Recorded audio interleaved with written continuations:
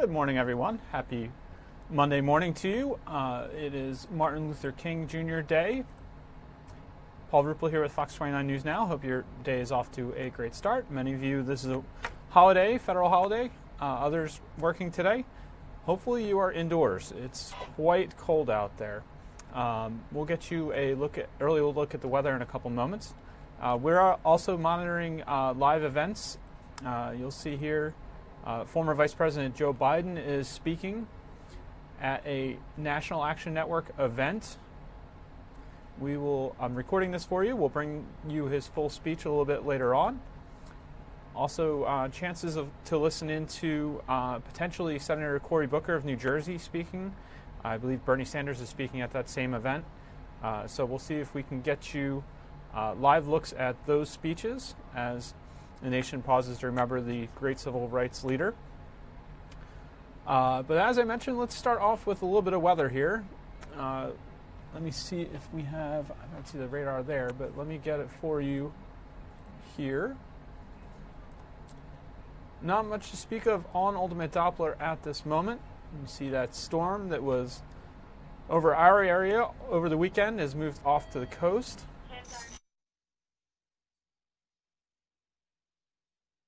But what it's left in our wake is some bitterly cold temperatures as heavy winds move in. There you see the temperature currently in Philadelphia. Looks like we're up to 12 degrees now, 11 or 12 degrees. Single digits in some areas. Mount Pocono right now, it's -6. That's not a wind chill, that's the temperature. For some perspective, relative to yesterday, here are the changes in temperature over 24 hours.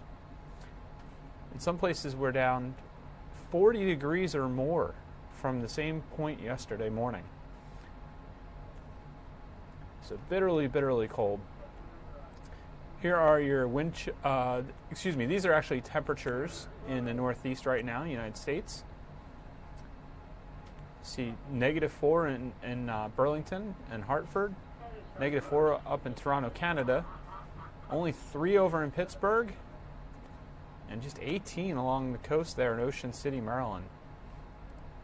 Your U.S. temperatures, see -1 in Detroit, 3 in Minneapolis, just 6 in Boston.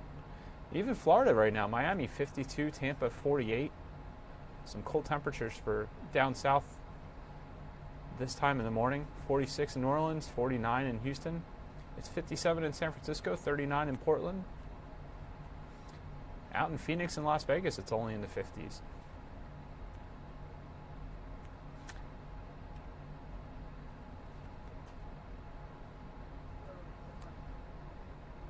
Of course, partly contributing to how cold it feels out there are those wind speeds and wind temperatures. Right now it's 24 miles per hour in Philadelphia winds. That's sustained winds. 20s in a lot of areas. Up in Mount Pocono, it's 32 miles per hour. And the gusts, see we're getting gusts to 37 in Philly, 48 in Mount Pocono,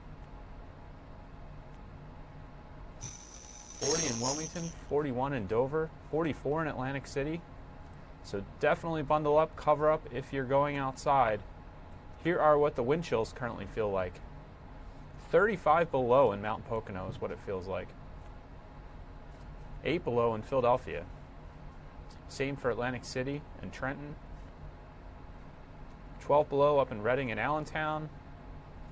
Even feels like 2 below in Wildwood and 4 below in Dover right now. Our Sioux area was showing you this morning. This is a frostbite risk. See that you can get frostbite time in 5 minutes at the bottom of that scale, 10 minutes when it's extremely cold, 30 minutes at up around where when the wind chill's just maybe a 10 to 20 degrees below. But it can happen even faster in other spots. Let's roll that back for you so I can slow it down. There's your wind chills again, and here's your frostbite. So again, you see where the frost, as it rises, the frostbite time increases, but as that temperature drops, it can happen as fast as 5 minutes. So cover up as many surfaces as you can as you're outside. Here's a look at Futurecast. See, we are dry for a couple days here, at least Monday and Tuesday. Next weather maker moves in after that.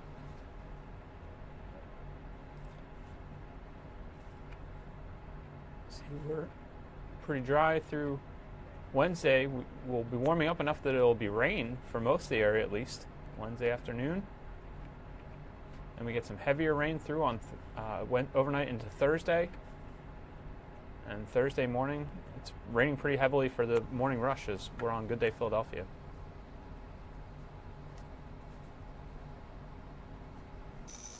Long range, we do have some snow in the area next weekend. So we'll be keeping an eye on that in the long-term forecast. In the meantime, we're calling today a 3 on our weather by the numbers. It is not a pleasant experience being outside right now. So if you know someone who's working outside, maybe they're doing a service project that's outside, if they haven't been canceled, make sure you treat them right. Try and help them get warm as soon as they come back indoors. Here is our 7-day forecast from the Fox 29 Winter Weather Authority. Bitter and blustery today. Those are perfect words to describe it. It's 18 degrees for a high today. As we mentioned, just a 3 on our forecast by the numbers. Tomorrow looks like a 5, not as windy, so that'll help with the feels like temperature. 29 for a high, 13 for an overnight low. Make sure you take any precautions around your house to make sure your do your best to make sure the pipes don't freeze with these bitter overnight lows. Wednesday, milder with rain, 45 as we showed you. Another rain chance Thursday, 50 degrees for a high, so we're definitely warming up. Then Friday, it's sunny and chillier, 36. Saturday, sunny and colder, 31. And as we mentioned, chance of snow and rain next weekend, 38 on Sunday.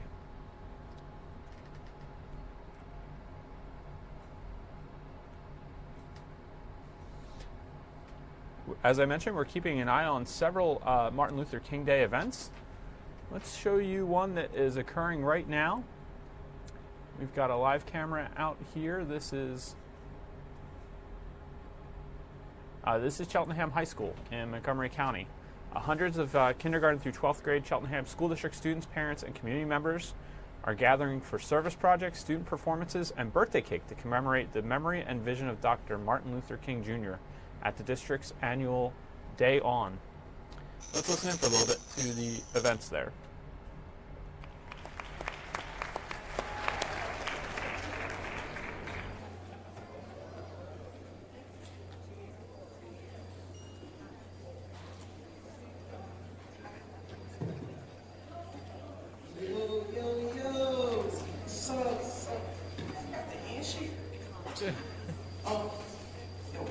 Practice was good. You had fun? I remember yesterday, I went home and I was thinking about what happened to Eric Gardner, and I felt like that wasn't right. And I wanted to write something to read you.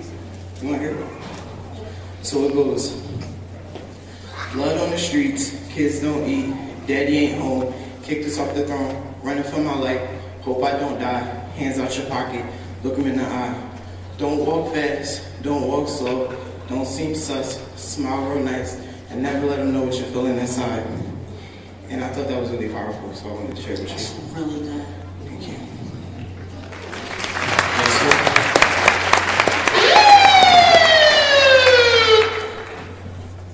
Hey, young man, you, come over here. Let me talk to you. Me? You, over here now. Stop!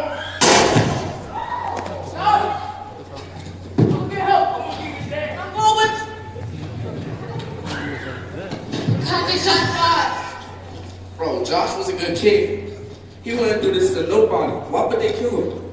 This life ain't fair. This is exactly what Martin was talking about. What was the name of his speech again? I have a dream. One day, this nation will rise up, live up to meaning. We hold these truths to be self-evident that all men are created equal.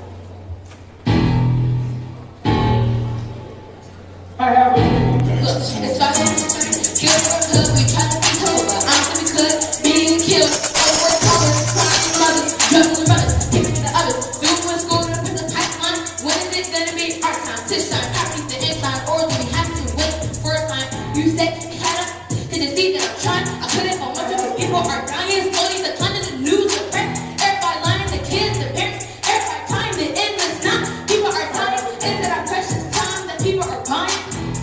Look, probably bless you just like the others, waking up in the morning looking just like the mothers. The Tasha brothers, that was her name. Growing up, blacking up in the game. One day she was walking up a block, and she saw a store, so she made a quick stop. Picked up orange juice and she put it in her bag. And so I know how fucking we thought it was dead, but it was too late. She was shot in the head. Our mother got caught that her daughter was dead. They really think we're different from the all just the same, but since our skin we have to play different games. They always should judge, but they never try to see how the world is just for you and me.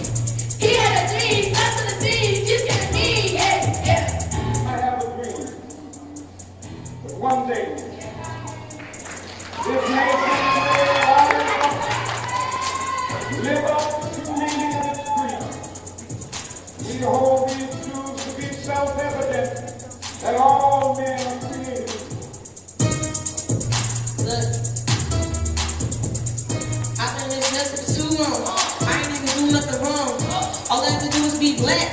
Now the cops can't read on my back. They say America, the land of the free. They saving the people, but we are not we. A man had a dream when he messing up his vision. Our nation's so divided with cries of division. I'ma speed it up so real. And y'all hating nine black people so real. For this, for real. Or you was killed. Guess I ain't get the memo. I ain't know this was a dip. They marching and screaming and kicking out doors. They hurting and crying. And what is it for? We can't go back to how it was before. I can't breathe. I deserve more. Don't let my children out in the cell. Put us through hell. Don't put us through hell. But they say Black Lives Matter. Well, does it seem like it? Philando Cash, still all he did was talk about his license. So much hatred from racist police officers that we are wrong. Just call me Moses, I'm just trying to lead my people. I'm so sick of this bull. I just might be next up. The frying with the red on your shirt won't be ketchup. I have a dream. He had a dream. Stuck on the scene. She's giving me, yeah, yeah.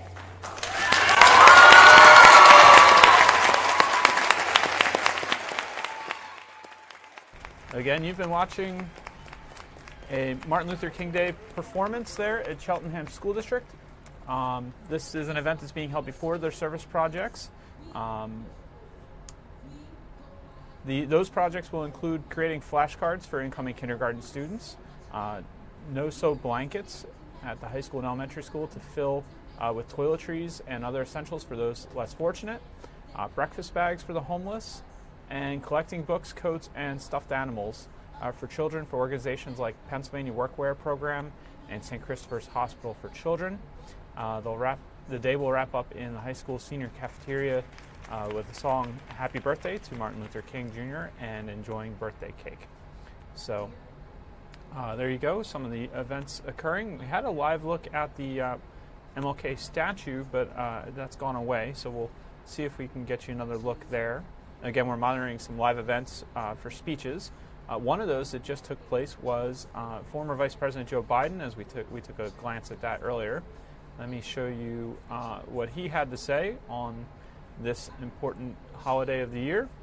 Here is Vice President Joe Biden speaking at the National Action Network.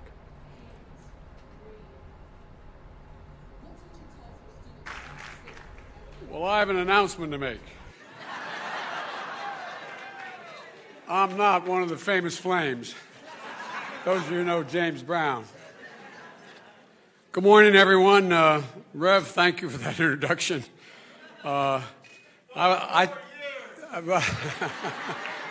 Folks, you're looking at the one title I can claim is I am Mr. Amtrak. When I travel, I tell you, they keep, as the press will tell you, they keep fastidious records of how many miles you fly in an Air Force plane. And about 6.5 years in, the headlines in the paper was Biden travels over 1 million miles in Air Force Two. And I tried to go home to see my mom every Friday, and I didn't want to take that G5. It cost too much money. I'd take the train. The Secret Service didn't like that. They thought it was more dangerous. And so I'm getting on the train, and a guy named Angelo Negri, one of the senior guys in the road, I've been riding since 1973, came up and he grabbed me. He said, Joey, Joey, and grabbed my cheek. I thought the Secret Service was going to shoot him.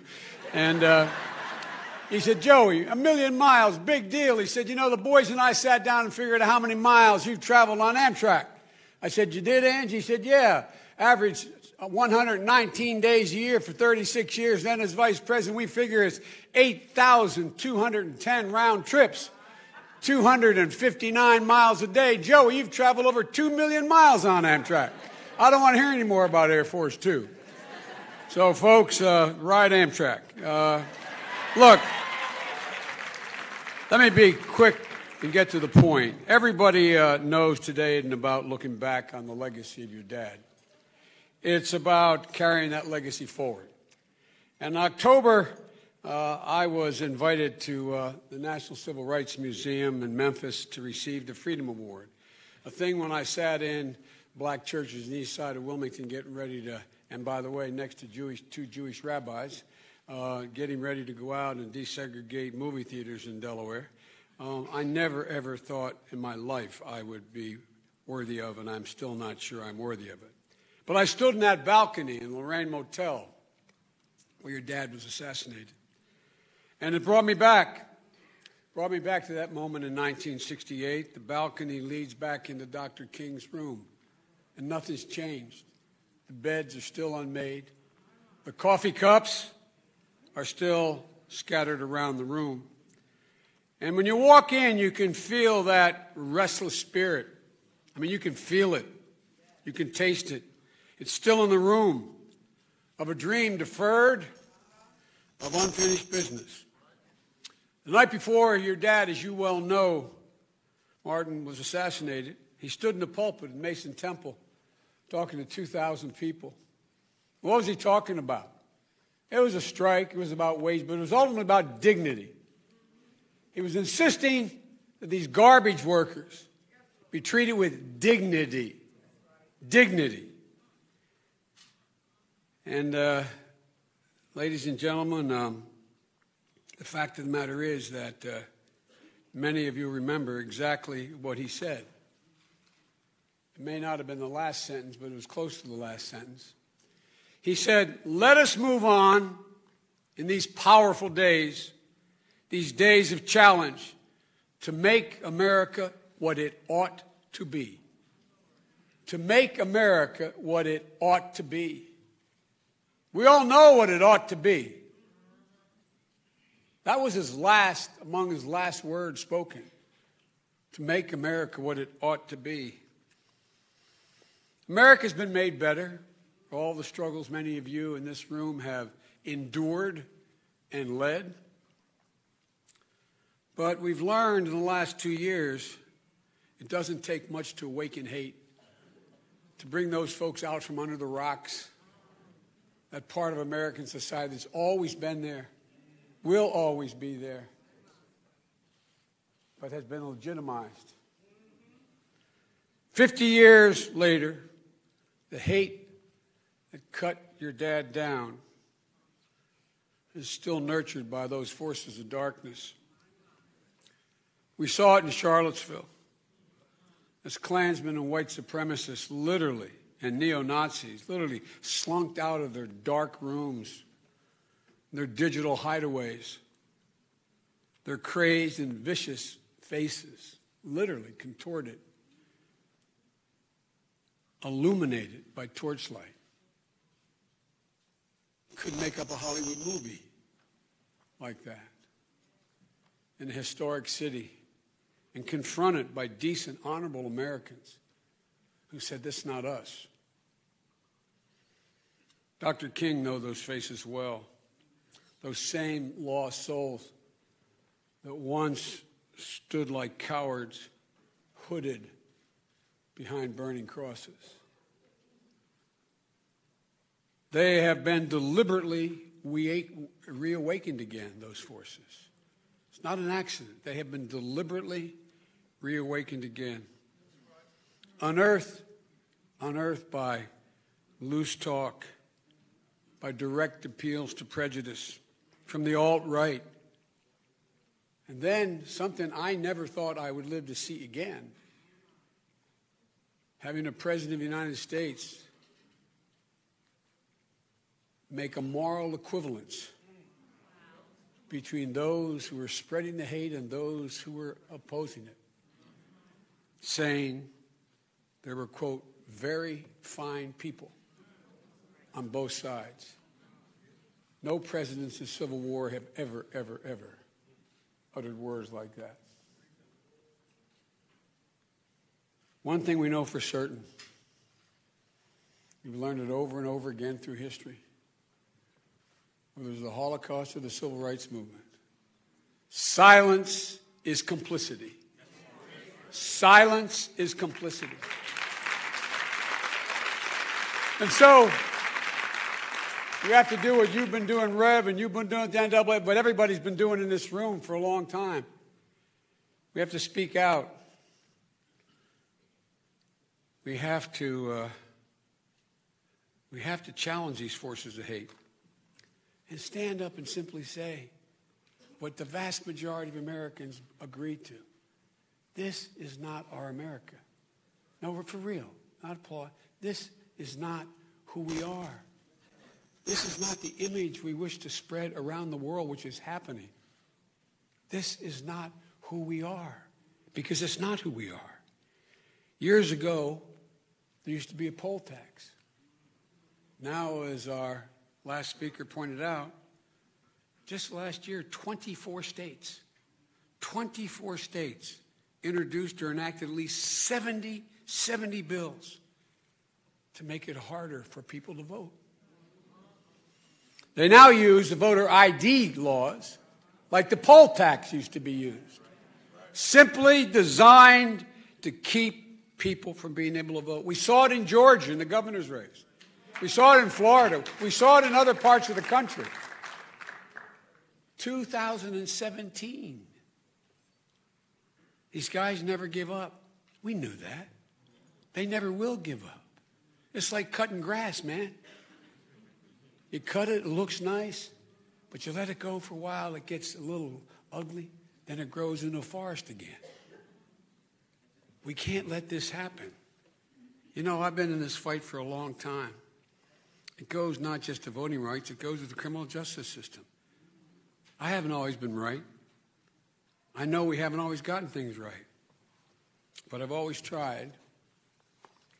Rev, it was your help back in 2010 that Barack and I finally reduced the disparity in sentencing, which we've been fighting to eliminate, in crack cocaine versus powder cocaine. It was a big mistake when it was made. We thought, we were told by the experts that crack, you never go back. It was somehow fundamentally different. It's not different. But it's trapped an entire generation. As vice president, I saw firsthand the courage of Barack, the president. He's my buddy. No, he really is my buddy. All those memes are true, except he did the first friendship bracelet, not me.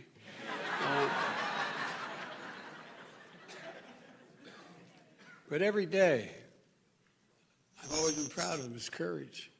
Never more than when he commuted over 1,700 sentences, more than the past 13 presidents in a row. I was proud that our reforms have helped federal prison population be reduced by 38,000 people. Well, most people don't know 91% of all the people kept in prison are in state prisons. They're not in federal prisons. That's where the overcrowding is, in state prisons. Ladies and gentlemen, we have to say to the states, no more. No more mandatory sentences. Enough is enough is enough. We should be reducing those sentences. And folks, look, and federally, we need to once again and finally for all eliminate all the disparity between crack and powder. We need the legacy of debtor prisons, and we have a legacy of debtor prisons called cash bail. My daughter runs the Delaware Criminal Justice Center. She's been fighting for 2 years. Finally, the Attorney General of Delaware just announced they're going to eliminate cash bail in the state of Delaware. It can be done. Folks, the fact of the matter is that the bottom line is we have a lot to root out, but most of all, there's systematic racism that most of us whites don't like to acknowledge even exists. We don't even consciously acknowledge it. But it's been built into every aspect of our system.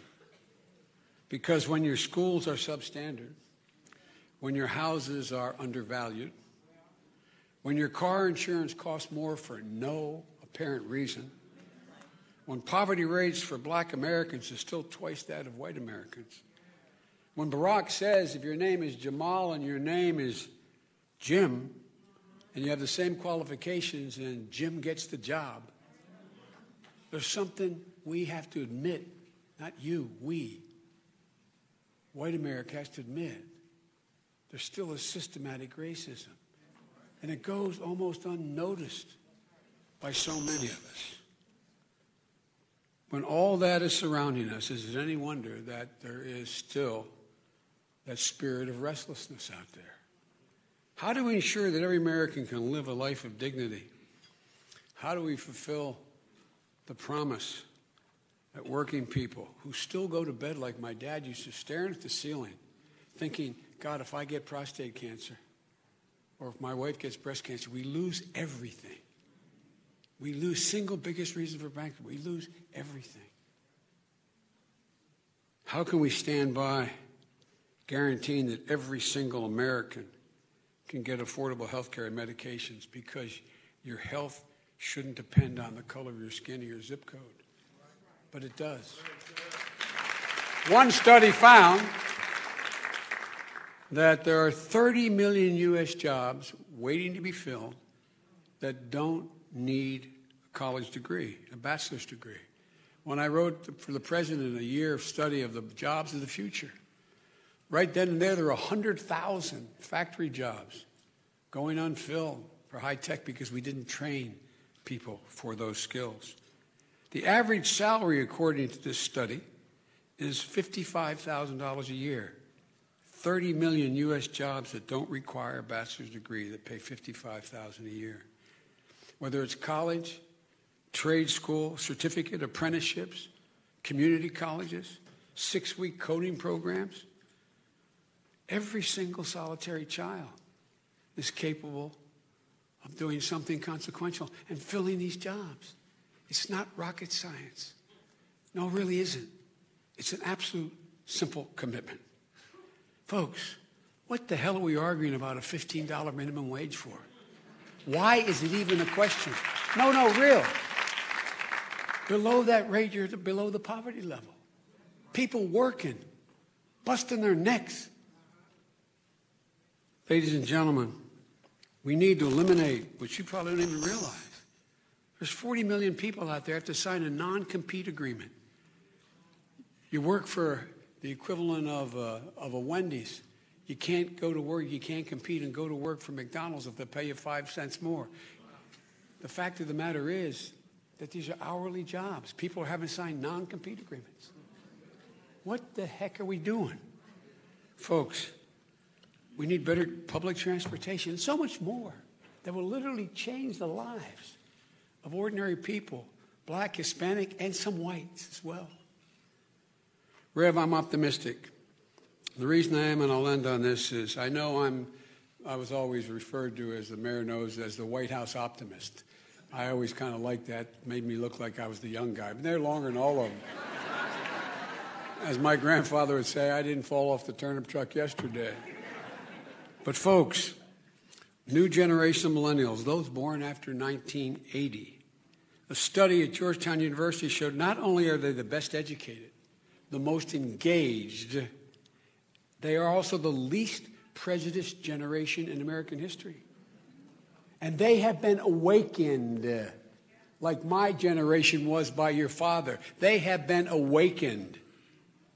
Ladies and gentlemen, over 60% of this millennial generation believe that increasing, not accepting, increasing diversity is good for them and good for America. That has never, ever happened in any polling in American history.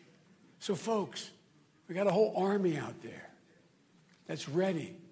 I said to the Rev, or I said to you, Martin. Think about how things have changed. Turn on the television. How many biracial ads do you see? No, I'm serious. They're normal. They're normal. What's behind is our government. What's behind is these people of prejudice have found their voice again. And ladies and gentlemen, we've never come this close before. They've been awakened. They're ready to speak. They're ready to vote. They're ready to win. And all of a sudden, 10 years ago, when people tell me things can't change, 10 years ago yesterday, Rev, I stood on a platform in Wilmington, Delaware at the Amtrak station. And I was at the end of the platform, what we call overlooking the 3rd Street Bridge, a neighborhood I used to represent as a public defender in southeast Wilmington. I got back from law school and I had a job with a white shoe law firm. But because my state was the only state in American history, my city occupied by the National Guard since Reconstruction for 9 months, I quit my job and I became a public defender. I used to go down those neighborhoods, as you know, you've been there with me, and interview folks. As I looked out, I'm standing there with my 2 sons and my daughter and my wife, waiting for a train. I looked out over what used to be, I remember, there are now houses there now, but there are vacant lots where kids used to play, people used to live. And I thought things would never get better again because they'd been burned to the ground. Never get better. And here I was. It just hit me. Standing, waiting for a black man to come 28 miles from Philadelphia to pick me up and take me on a 128-mile ride to be sworn in as President and Vice President of the United States. Don't tell me things can't change. Don't tell me it can't change. So, folks, you know, I apologize, I've gone too long, but my friend Reverend Barber put it this way. It isn't enough, he said, just to remember Dr. King. He said we have to, quote, reach down in the blood, pick up the baton, and carry it the rest of the way. I know that's metaphorical, but it is literally true. The next generation is coming to carry it forward. So don't tell me there's no reason for hope. I've never been more optimistic than I am today. I still believe that dreams are in our reach. As your dad said, let's move on in these powerful days and America, make America what it ought to be. Because, in fact, it can be. Please, please, please don't give up hope.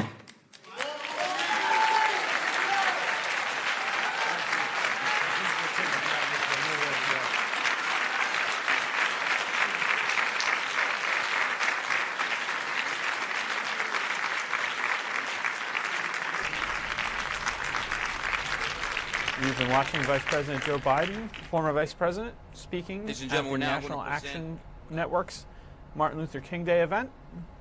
This was, I forgot to mark this as earlier, but that was on tape delay.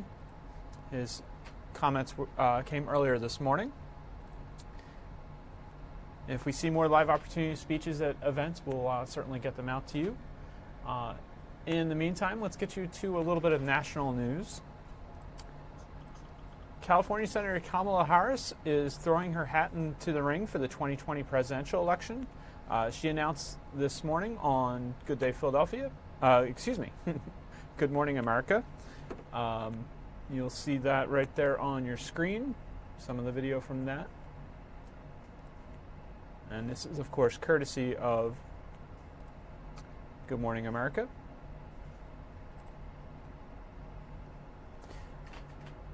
Harris plans to launch her campaign rally January 27th in her hometown of Oakland, California. In 2017, Harris became the first South Asian American and only the second African American senator in congressional history. And as a senator, Harris has been a sharp critic of President Trump and his policies. Her platform proposals include the largest middle-class tax cut in history, a rent relief act to control housing costs, and bail reform and Medicare for all. I believe I read somewhere that she may base her campaign in Baltimore, Maryland, so maybe based on the East Coast, a little bit north of Washington, D.C. In the race, already in the race for the Democrats are Senator Kirsten Gillibrand from New York and Elizabeth Warren from Massachusetts. Also on the list, former HUD Secretary under President Obama, Julian Castro, and Hawaii Congresswoman Tulsi Gabbard. Several candidates have stopped in Iowa for campaign appearances, and one of the reasons I'm mentioning this, and I'm mentioning it right after Vice President Biden's remarks, is that he is frequently mentioned as a potential Democratic candidate as well. Moving on to the government shutdown, we're at about 1 month of the shutdown. It looks like they're putting a screen down here in front of our bump shot of the Capitol. We'll take it back. As the partial government shutdown hits 1 month mark, the Senate could move forward this week on President Trump's compromise offer. But as Fox News correspondent Doug Luzader reports from Washington this morning, it may not do much to move the ball forward.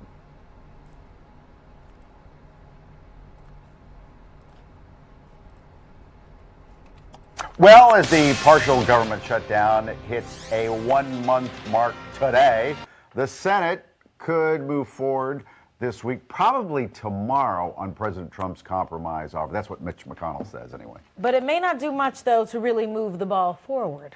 Doug Luzader in on a holiday. How about that?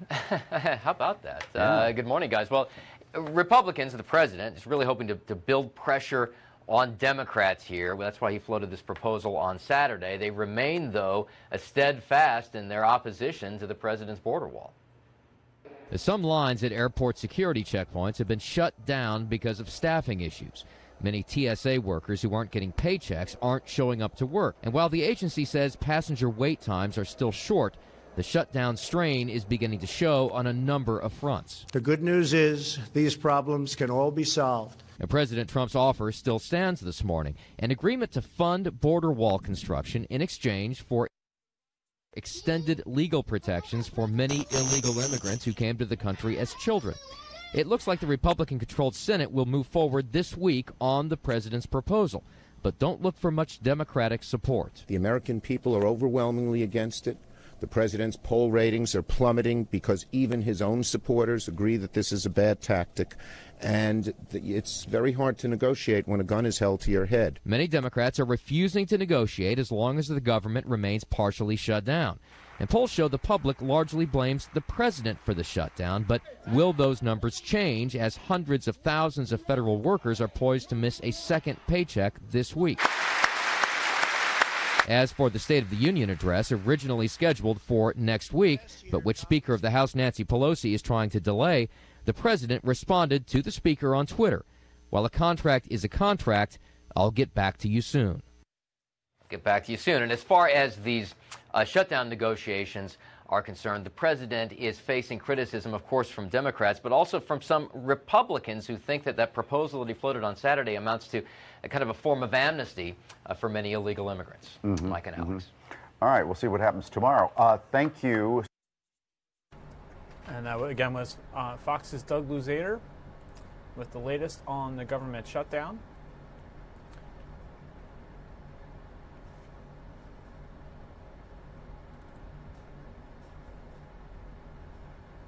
This is, as I mentioned, day 31 of the shutdown.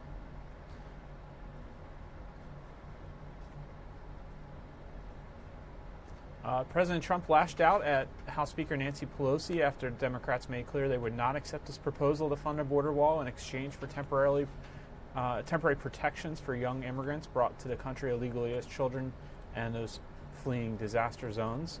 Of course, Doug mentioned that a little bit there. The president had billed his plan as a compromise, but Democrats said it didn't go nearly far enough, prompting a flurry of Sunday morning tweets. The president, of course, delivered that proposal on Saturday afternoon, around 4 o'clock, I think it eventually happened. The president tweeted at one point, Nancy Pelosi and some of the Democrats turned down my offer yesterday before I even got up to speak. They don't see crime and drugs, they only see 2020. He also accused the California lawmaker without evidence of having, quote, behaved so irrationally, end quote, and moving, quote, so far to the left that she has now officially become a radical Democrat. That's according to the Associated Press. Pelosi responded with a tweet of her own, urging the president to, quote, reopen the government, let workers get their paychecks, and then we can discuss how we can come forward to protect the border, end quote. And Senate Democratic leader Chuck Schumer also dug in during an appearance in New York, saying, quote, if he opens the government, we'll discuss whatever he offers, but hostage taking should not work. Those were the comments of New York Senator Chuck Schumer, the minority leader in the U.S. Senate. All right, turning to business this morning. Praying with the Pope in the comfort of your home, the new app that will allow you to do just that. Fox Business Network's Tracy Carrasco has more in today's Morning Business Outlook.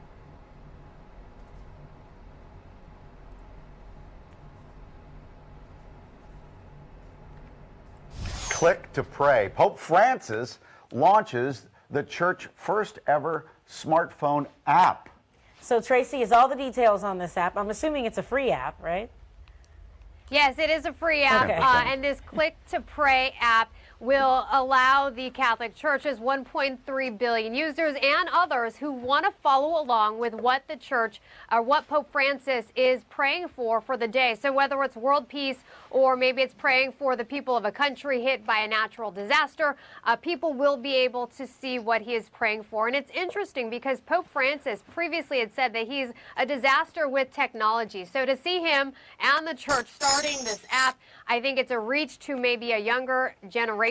Well, sure. So this is something, as you said, it is free, and he swiped a tablet yesterday to kind of signal the start of this app being available.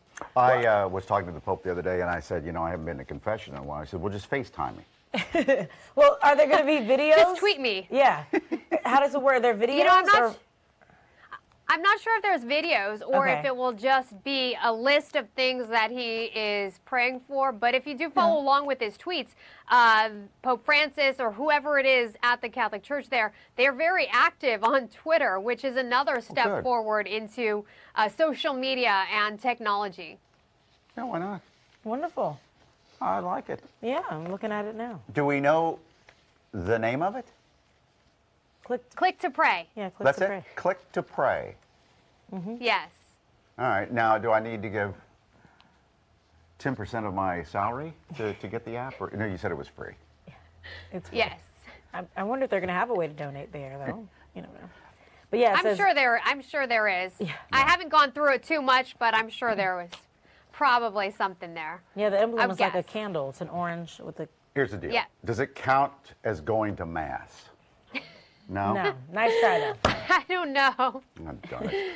All right. Nice try, though. Thank you, Tracy. Hey, we'll see you tomorrow. Yeah, see you tomorrow. Okay, Again, that was Fox Business Network's Tracy Carrasco joining Good Day Philadelphia this morning to talk a little bit about those two business topics. Have a little bit of a couple local news stories to get you here. A man is in custody after a deadly shooting in East Alany. It happened just after 11:30 last night on the 600 block of East Chew Street. An 18-year-old man was shot in the chest by his 34-year-old family member and rushed to Einstein Hospital, where we're told he died. Police say they don't know what led to the shooting. They did confirm the victim and the shooter lived together.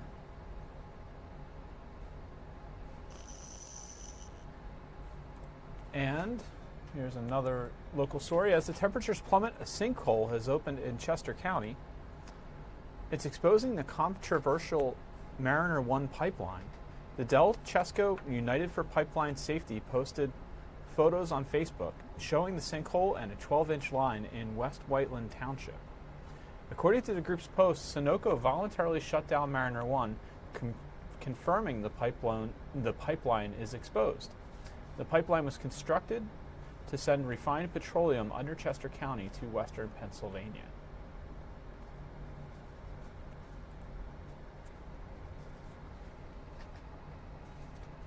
Some pictures from their Facebook page there. All right, this was a hot topic on social media over the weekend.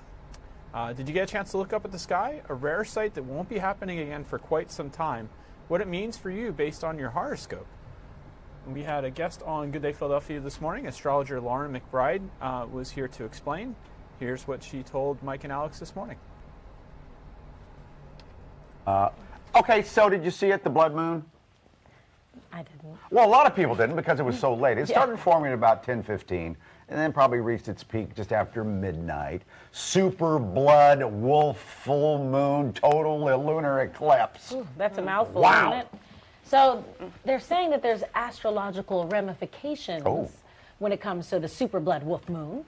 Okay, you know what it means by now. It turns kind of orangey looking because the Earth is in between the sun and the moon, and it casts this kind of red-looking thing. And wolf moons are in January and all that. You know all this kind of stuff. The next time you're going to be able to see this is 2 years from now. So we have an astrologer in. Lauren McBride is here. Hi, Lauren. Hey. Hi. Good morning. So I didn't feel, I was looking at it. I got up and looked at it, but I wasn't feeling anything as far as I'm a Cancer, born in July, and you're a whatie? I'm a Taurus. You're a Taurus, born in late April.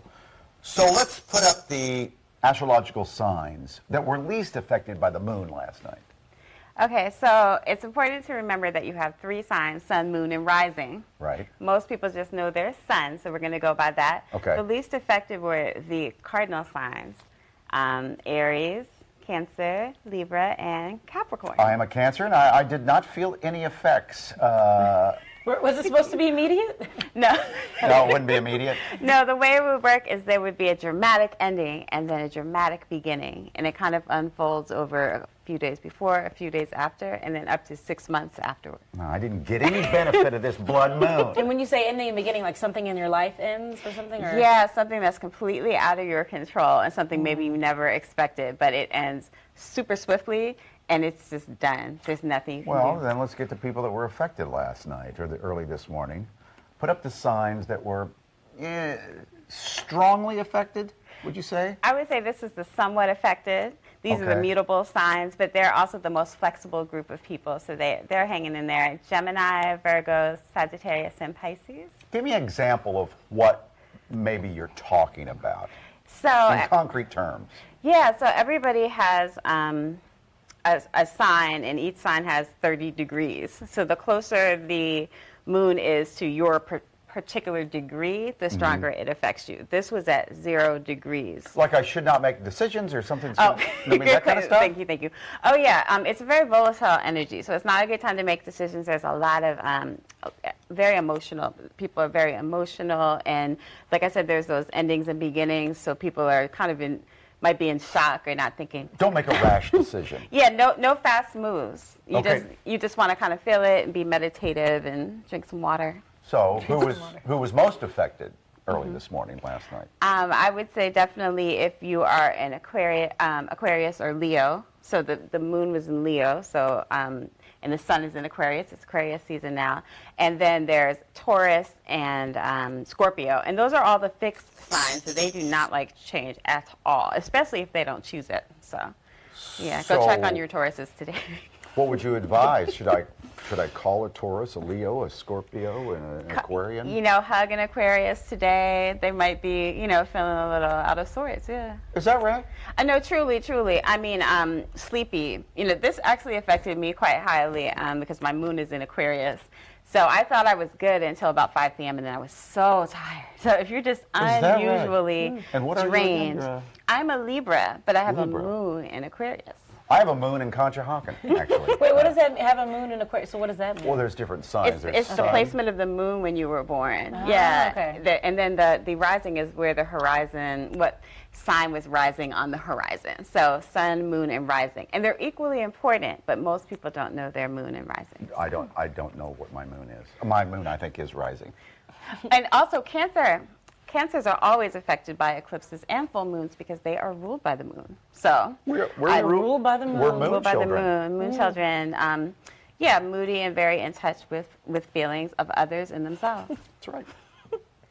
I can believe that. No, we're very sensitive people. Absolutely. We may act like creeps and like we don't care, but we're very sensitive. Emotionally intelligent. Now get out.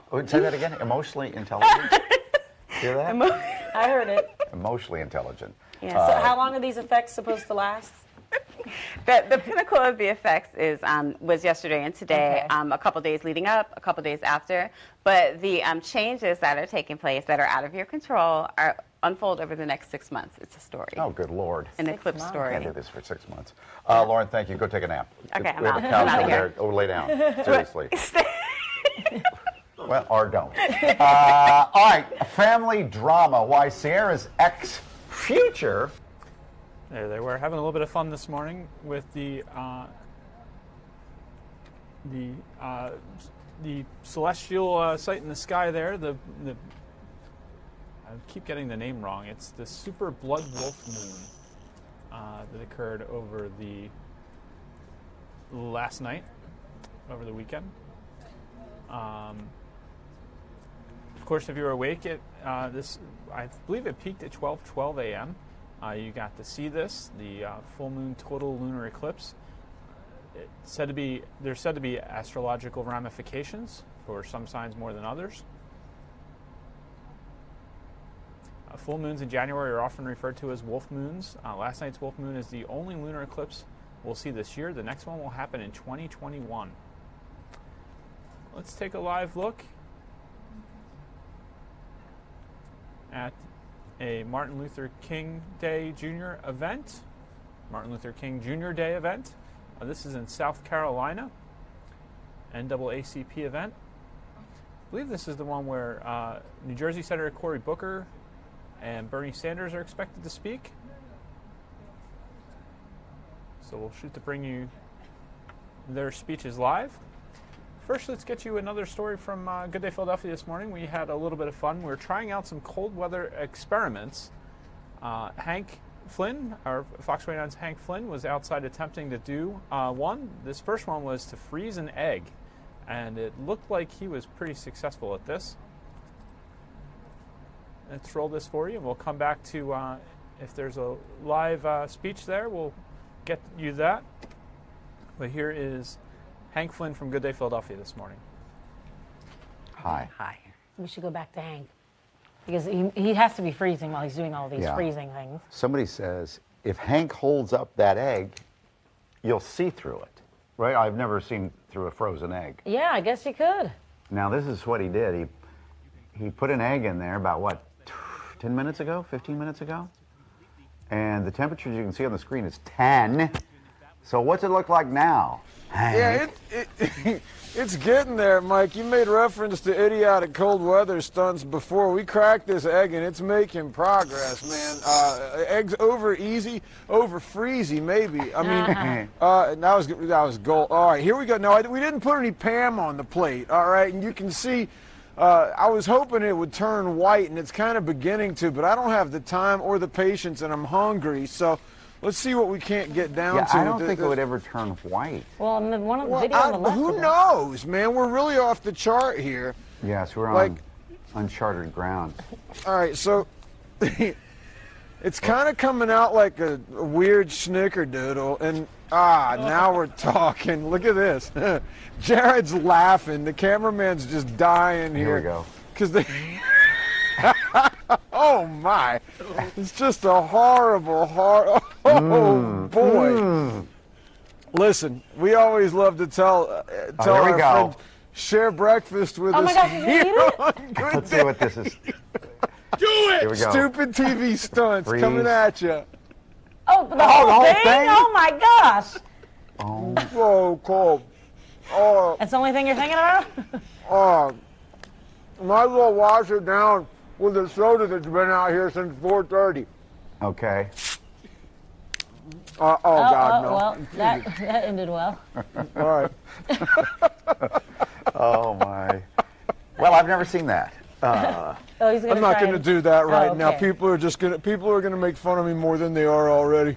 I just want to reiterate that we didn't force you to eat that raw egg. No, I didn't think it was going to be that. Yeah, don't eat raw eggs. It's all right. Bad idea. We're going to have frozen soda on the table.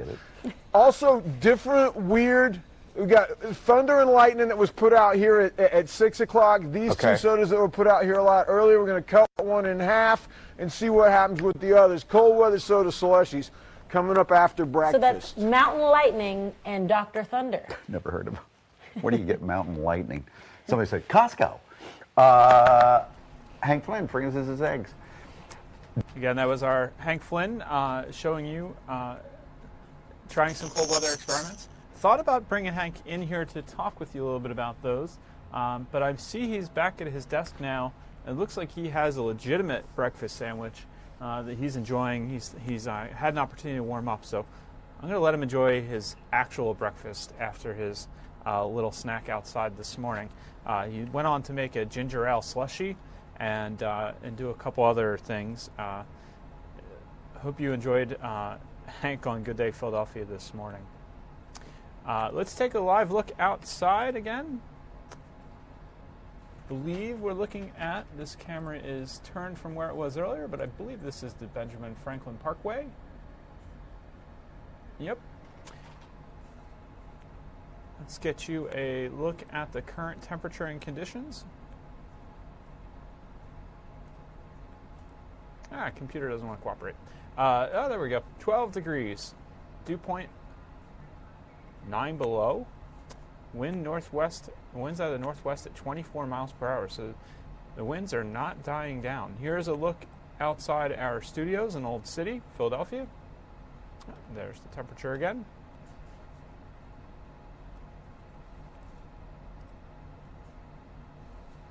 See, not too many people out on the street.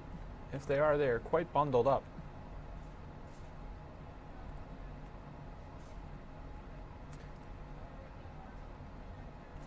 Your forecast from the Fox 29 Weather Authority for this Martin Luther King Jr. Day. Cold, 18 degrees, bitter and blustery, wind gusts to 40 miles per hour.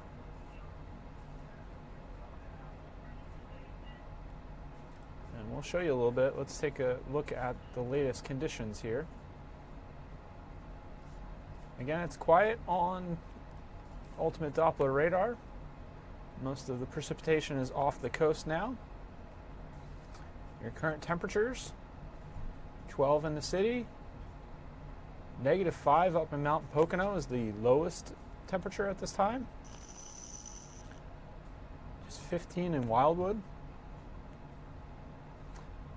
For some perspective, temperatures in some places 30 to 40 degrees below where they were 24 hours ago. Winds not dying down just yet. Still 24 mile an hour sustained in Philadelphia, 33 miles sustained in Mount Pocono.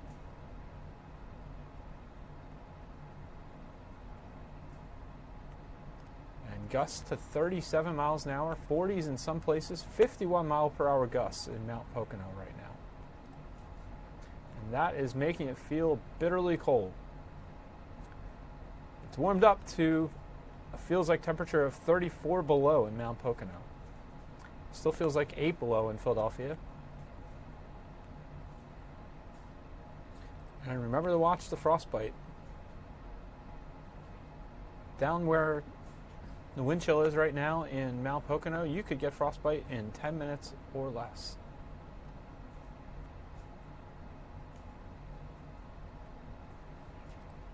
One more look at your 7-day forecast from the Weather Authority. Should get to a high of 18 today. Tuesday, fortunately, not as windy, high of 29. Milder with rain, 45 on Wednesday. Thursday, rain chance, 50. Friday, sunny and chillier, 36. Saturday, sunny and colder, 31. Sunday, chance of snow and rain, 38 degrees.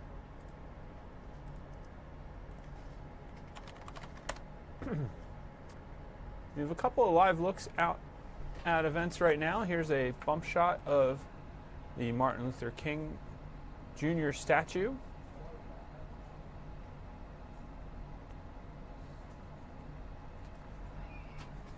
This is a NAACP event occurring. Let's see if I can find out a little more information about where this is.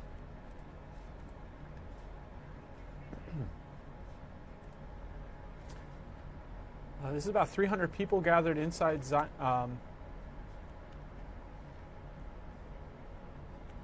is certainly not inside. This is King Day at the Dome event. I believe this may be out.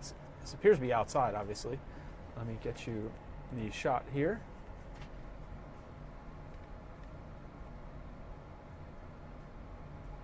King Day at the Dome is the event here. I think part of this was held inside, and now I believe it's outside. Let's listen in to the speaker for a little bit.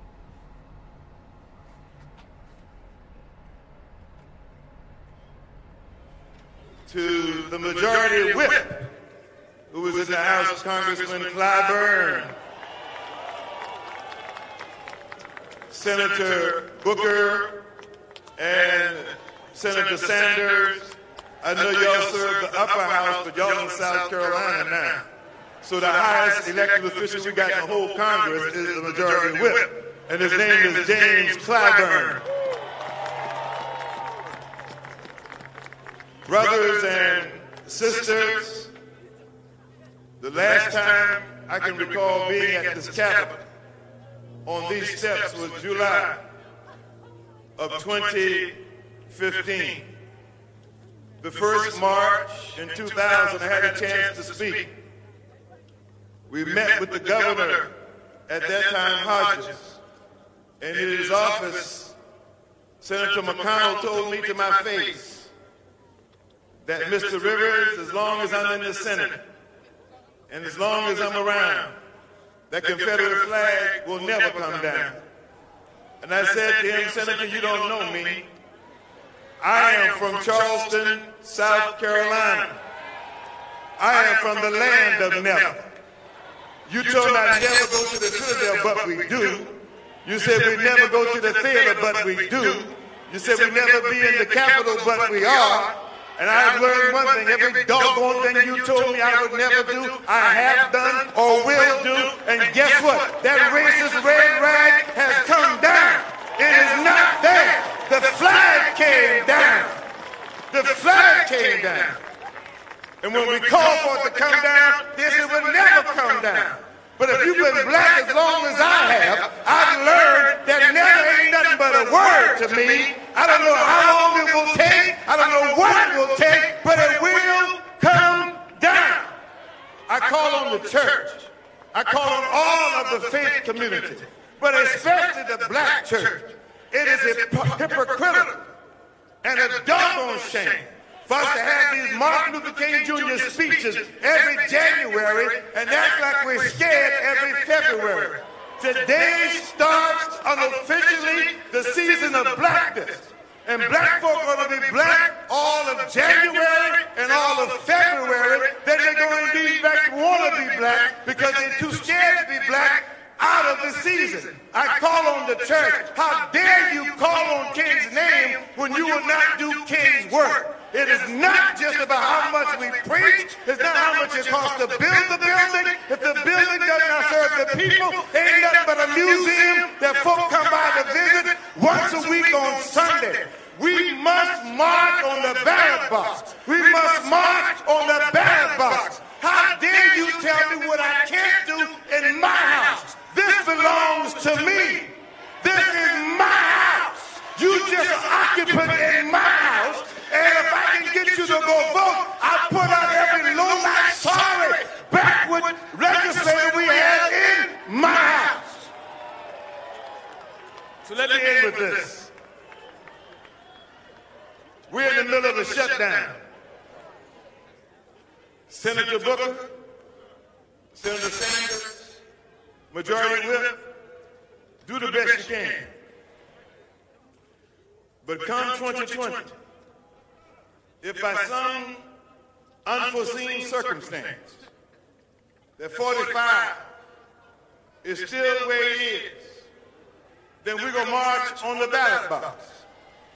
We're going to march in every hamlet, every town, every city, every state. And I'm so looking forward that if he is still there come 2020, that we're going to have another shutdown. We're going to shut down 1600 Pennsylvania Avenue. We're going to shut down the hate, the evil. We're going to shut down the orange menace. We're going to shut it all the way down. NAACP, you were made for this. We were made for this. This is why we are here. We are made for this. We're not afraid. I know some of y'all worried about an orange hair, fake racist. I am from the state where we had the real racists. We had Storm Thurmond. We had Henry. We had this guy. So why would I be afraid of a fake racist when I'm from the state of the real racists? And every one of them is gone, and he's going to be gone too. Why are you worried? Why are you afraid? Fire up! Fire up! Fire up! Fire up! Let's have a shutdown in 2020. Let's have a shutdown in 2020. Let's shut it down!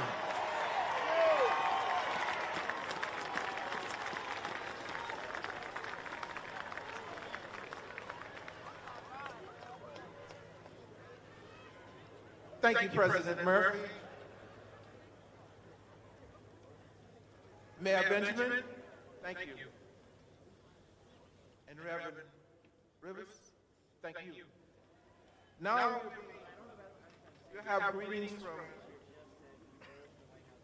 the Honorable James E. Clyburn, followed by a representative, Spencer Scott, Most Worshipful Grand Master Prince Paul Grand Lodge. Thank you.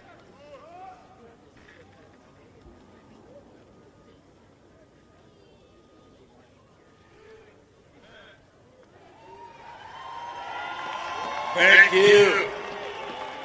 Thank you, thank you, thank you very much. Now, President Murphy, Mayor Benjamin, other distinguished members of the platform, Senators Booker and Sanders, and to my longtime friend, Nelson Rivers.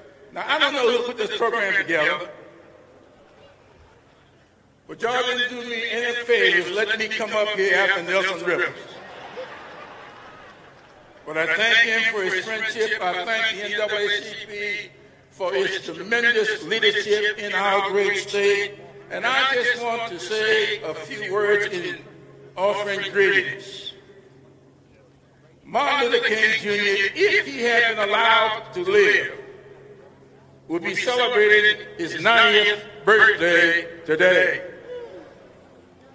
However, in a short life of some 39 years, he left a legacy which to me is cemented in his letter from the Birmingham jail. In that letter, King said to us, when he was asked to go back to Atlanta and lead the business of Birmingham up to the people of Birmingham, he said on that occasion, I am in Birmingham because there is injustice in Birmingham. And he told us, injustice anywhere is a threat to justice everywhere.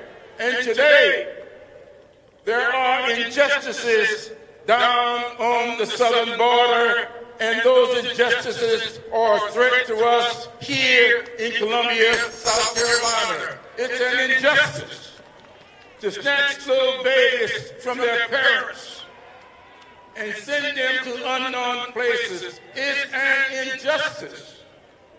For us to deny adequate funding for public education in South Carolina, it's an injustice.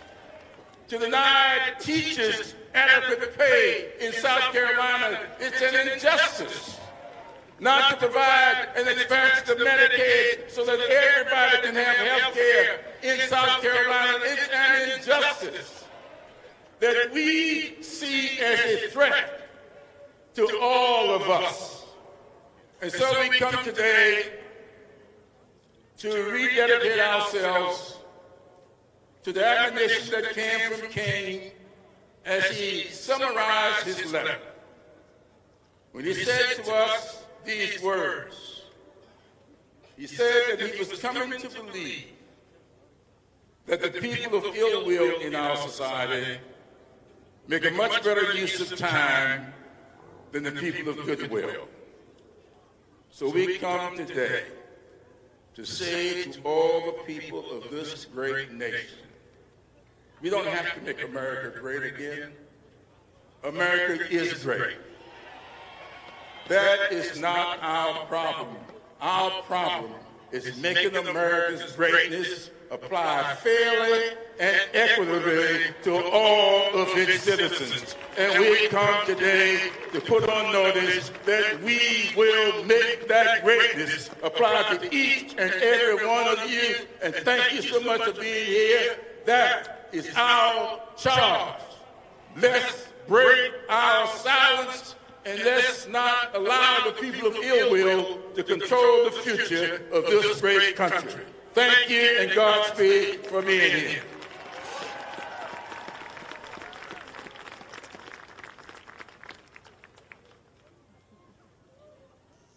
Good morning.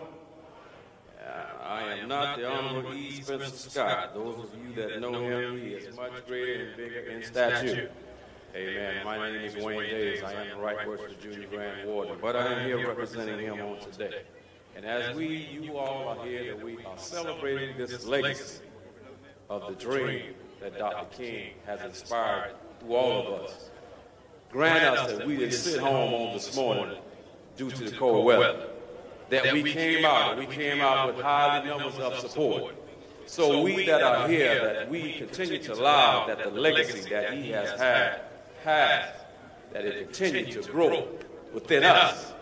We have generations that's coming among us. So we must continue to show and approve that legacy within ourselves. To Ms. Brenda Murphy that put this program together, I'm like the majority whip said, how in the world do you put speakers behind a preacher that are already close to someone just to come and give the benediction? Amen. In my home church, we just pass the collection plate and we give the benediction to go home when you hear a sermon like that. Amen. But continue to allow us to do the legacy of Dr. King. He fought for what we have today, that we should stand together, be together, and stand firm, stand strong, and stand tall. Continue to share that dream and share that legacy. I know it's cold, but I am done. God bless you and have a wonderful day.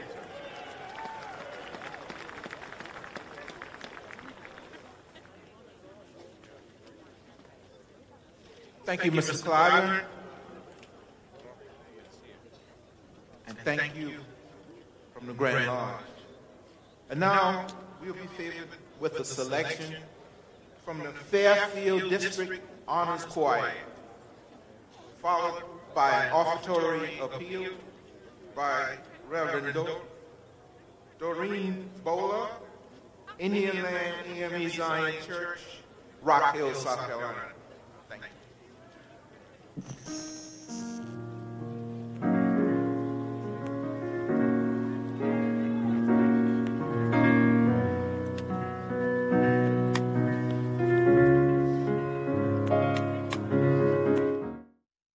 While we're watching this, it appears that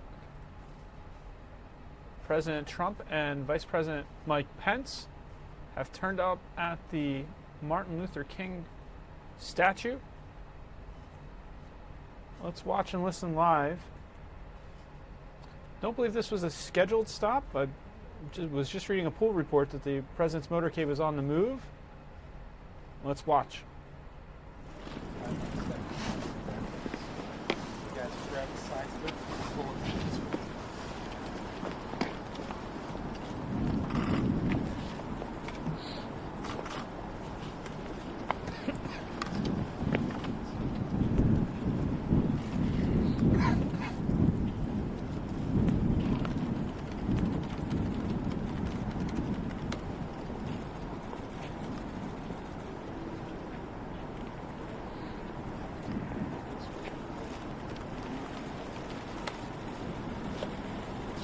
Morning, everybody. Great day. It's a beautiful day. And thank you for being here. Appreciate it. Mr. President, can you come and talk about the shutdown at all? Anything to say about Democrats rejecting your deal? When was the last time you spoke with House Speaker Pelosi?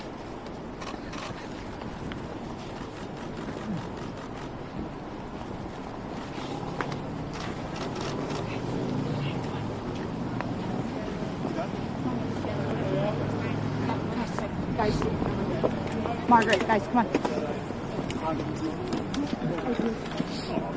Thank you, brother. Again, that's President Trump turned up at the Martin Luther King Monument, which is located in West Potomac Park next to the National Mall in Washington, D.C. Looked like one of our crews there was going to try and get in a position to see if the president has anything else to say while he's there.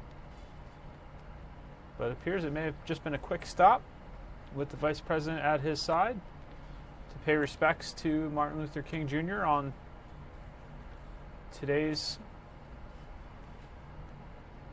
federal holiday, the holiday marking the legacy of the great civil rights icon.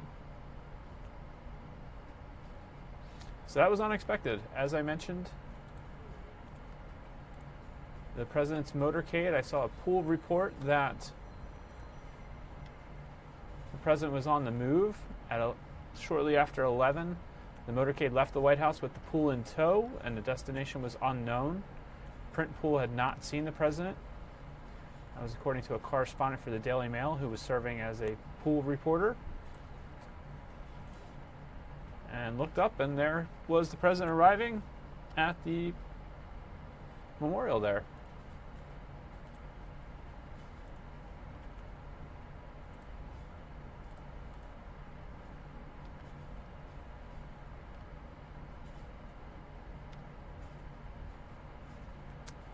The Martin Luther King Jr. Memorial, as I mentioned, looks like our shot just dropped.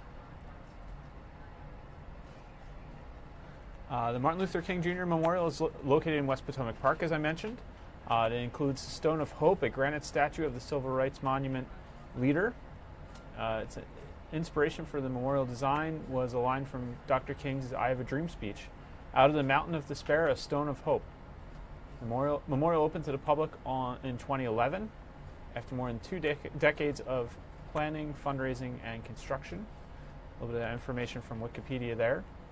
But the president showed up, didn't have too much to say to the press who were assembled. I can show you real quick again. The president paying his respects there.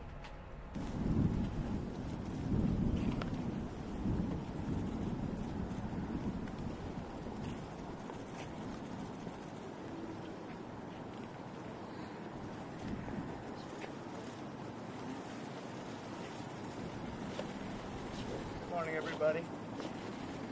Great day. It's a beautiful day. And thank you for being here. Appreciate it. Mr. President, can you come and talk about the shutdown at all? Anything to say about Democrats rejecting your deal? When was the last time you spoke with House Speaker Pelosi?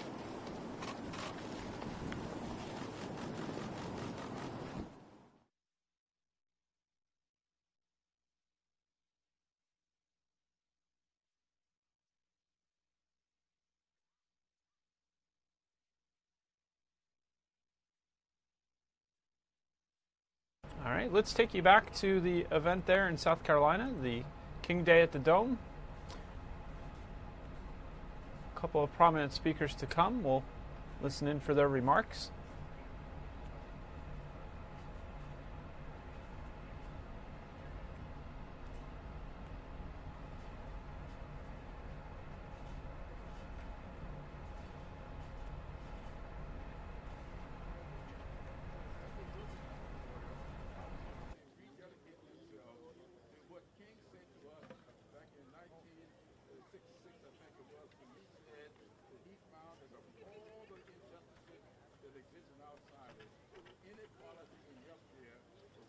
The function of education is to teach one to think intensively and to think critically.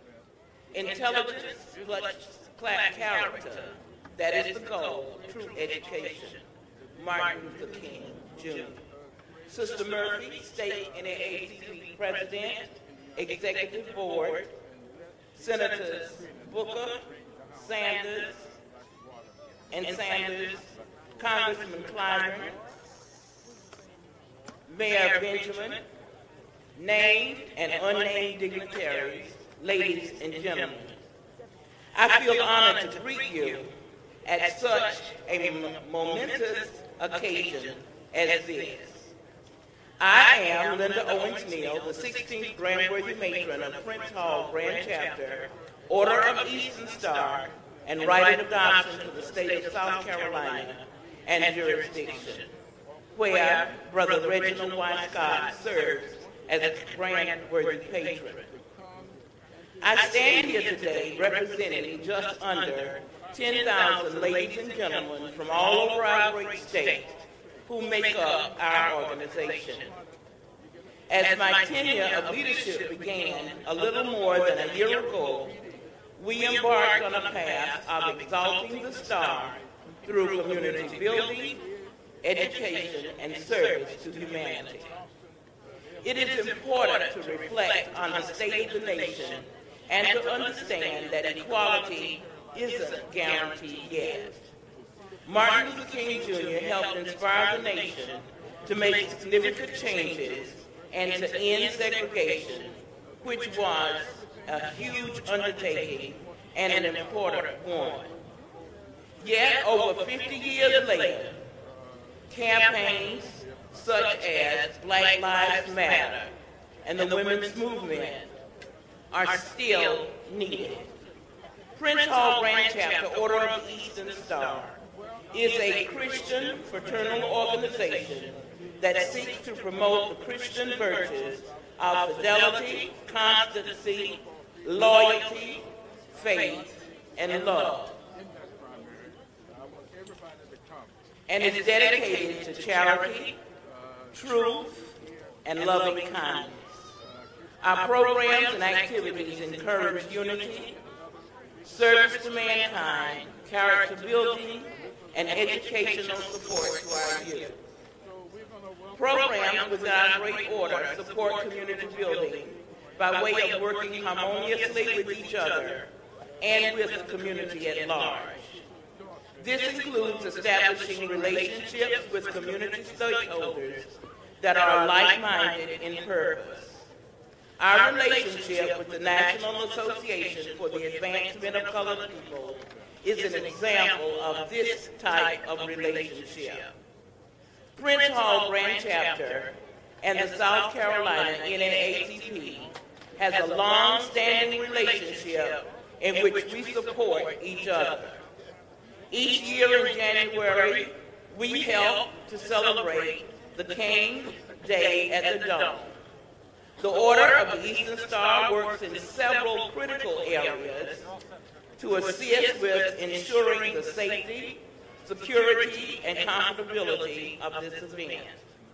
Our members serve as marshals, state staff, and as support staff in other areas as needed. In addition, we support the NAACP by way of corporate sponsorship at the annual state dinner and attend other events and activities throughout the year. We also contribute to the United Negro College Fund as a corporate sponsor annually. Donations are made to the American Cancer Society, the Alzheimer's Association, the American Heart Foundation, and other nonprofits whose purpose supports our mission. We look forward to continuing to build relationships such as these.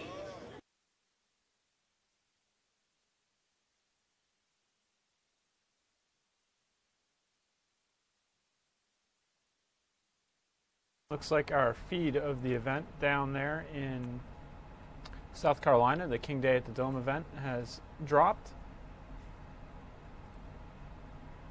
We're going to step away. We'll give you one last look at the forecast here. As we mentioned, it's going to be 18 degrees and cold, bitter and blustery. It's already quite cold out there. We're up to 13 now. If you're headed outside, bundle up, cover up as much skin as you can. Help avoid the frostbite.